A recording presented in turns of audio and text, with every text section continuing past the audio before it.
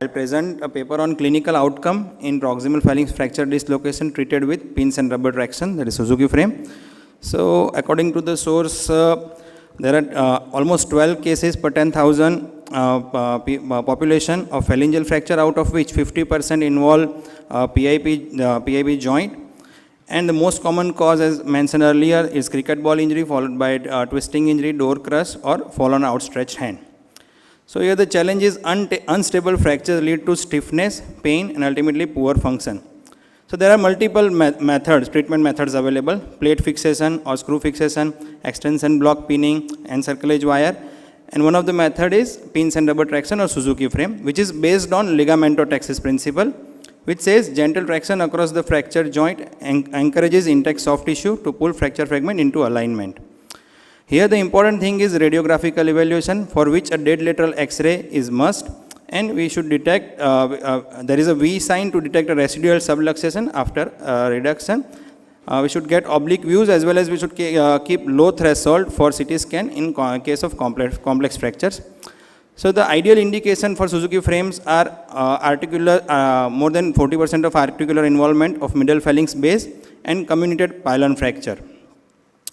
Since it was first done by Suzuki, Dr. Suzuki in 1994, it gained popularity, and since 2000 we have long-term outcome studies published.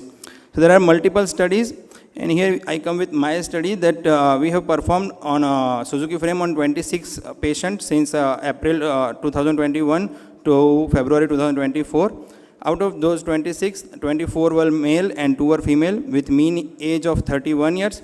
There were 19 right hand and 7 left hand, and the fingers involved, in contrast to the previous presenter talk, we had 10 little finger, 6 ring finger, 6 middle, and 4 index finger. We had among the main causes, the cricket ball injury was significant. It was seen in 18 patients, followed by road traffic accident in 6 patients, and 2 had door crush injury. Maximum duration since injury to the performance of surgery was 1.5 months. And we have the 20 patients had dorsal fracture dislocation and 6 patients had pylon fracture. I'll mention surgical steps briefly. So we have done it in a ring block, local anesthesia, finger position with nail bed parallel to the table. Assistant gives traction, and first this axial pin we will apply to the center of rotation of proximal phalanx after confirming on the dead lateral view.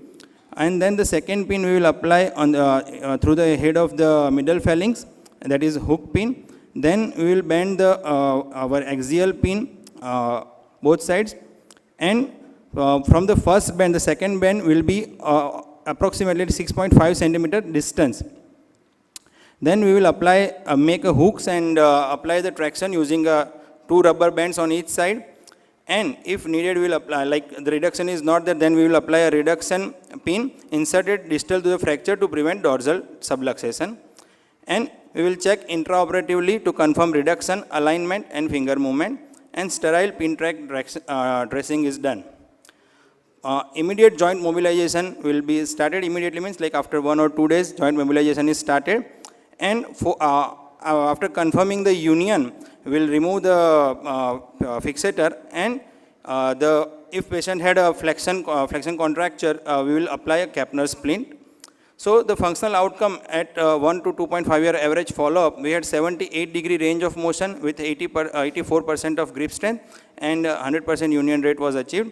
But the complications were reduced range of motion in distal interphalangeal joint was observed in one patient. Superficial pin track infection was observed in one patient, which was subsided with the fixator removal. There was no implant failure or no neurovascular complications. So this is our one case for whom we have operated Suzuki frame. The index finger is involved, and we have done Suzuki frame after 4 weeks. This is our another patient for where ring finger is involved, and we have done Suzuki frame after 4 days of injury. So here, comparing our paper with other 4 or 5 papers, we had more number of samples, sample size is bigger, and final range of motion was comparable with others, where highest range of motion was 86 degree, where we had 78 degree range of motion. Final grip strength was also comparable. Follow-up period, we had a significant long follow-up period, like around 2 years. So here the important thing is early application of Suzuki frame. If we do Suzuki frame in less than 7 days, we can get better outcome. We can apply it till 6 weeks, but the results will be diminished. And for chronic cases, we should consider other options. So PIP joint fracture dislocation is like we should do it in a greater than 40% of articular involvement and pylon fracture. It gives good outcome in terms of grip strength and range of motion. It is simple, minimally invasive and widely available. There are certain complications like stiffness, CRPS or pin tract infection, and still it maintains alignment and early mobilization and promote functional recovery. Thank you. Thank you, Doctor, for a good presentation. Are there any questions?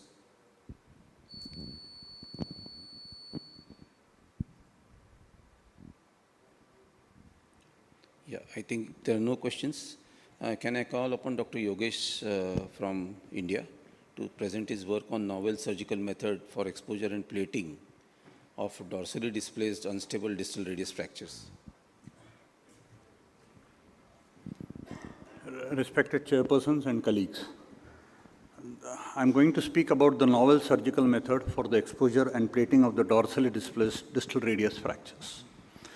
The issues which we commonly see are, these are the common fractures, but dorsal exposure and fixation remains quite challenging for the majority of the orthopedic surgeons.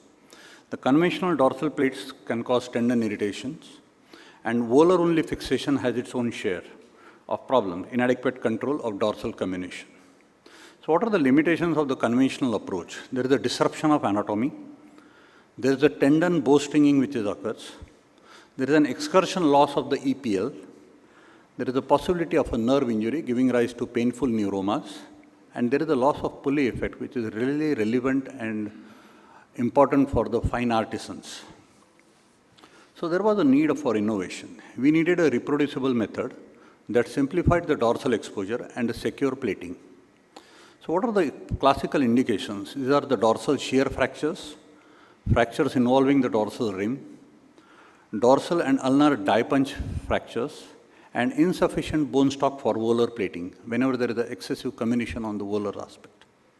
So we needed to have an exposure which should be safe, which will have a clear visualization of the dorsal components.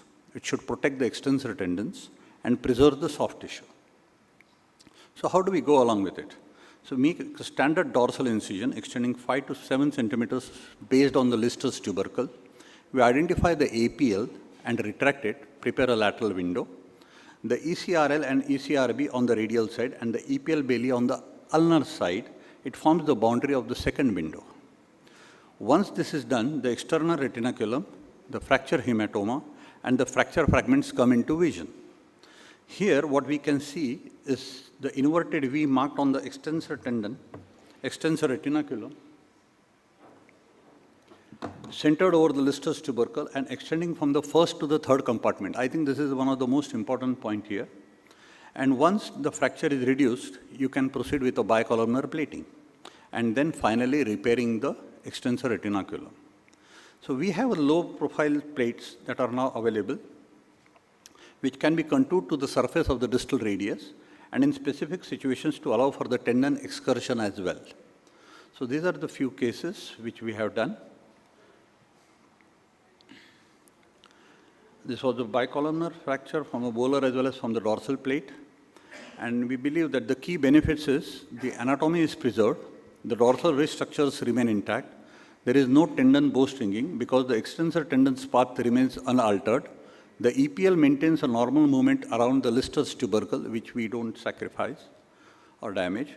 The other important thing is the nerve safety. The fourth extensor compartment and the sensory branch of the posterior interosseous nerve are not disturbed, reducing the neuroma risk.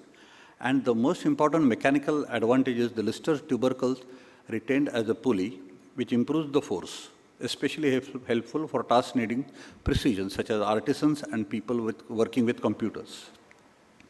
So this paper was published in the Journal of Trauma Case Reports last year.